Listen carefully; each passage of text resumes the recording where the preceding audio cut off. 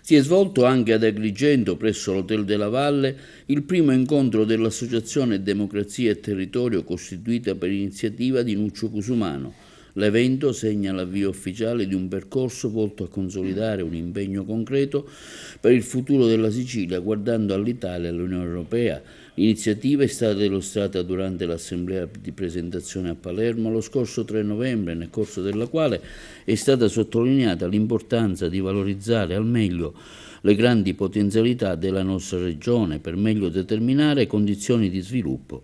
L'attività dell'associazione prevede incontri e momenti di confronto nelle altre 8 province siciliane, coinvolgendo i mondi vitali e il vasto mondo dell'associazionismo. Il percorso riservato agli aderenti e simpatizzanti ha visto la partecipazione di personalità nelle diverse aree culturali, professionali, politiche, istituzionali.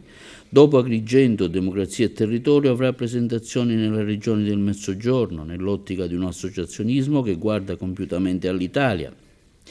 L'evento dello scorso venerdì ad Agrigento sarà solo l'inizio di un viaggio incentrato sulle tematiche di grande attualità che occupano da tempo il confronto tra le forze politiche e tutte le aree sociali e culturali e che si riverberano anche sull'opportunità di offerte, se efficacemente utilizzate, alla comunità siciliana e a tutto il Paese verso un futuro prospero e appagante. In ragione di ciò, guardando alla Sicilia, la battaglia contro l'autonomia differenziata ha priorità assoluta, perché la sua approvazione nei termini proposti determinerebbe lo svuotamento della nostra autonomia speciale, da valorizzare e utilizzare invece per il rilancio delle condizioni di sviluppo della nostra Sicilia.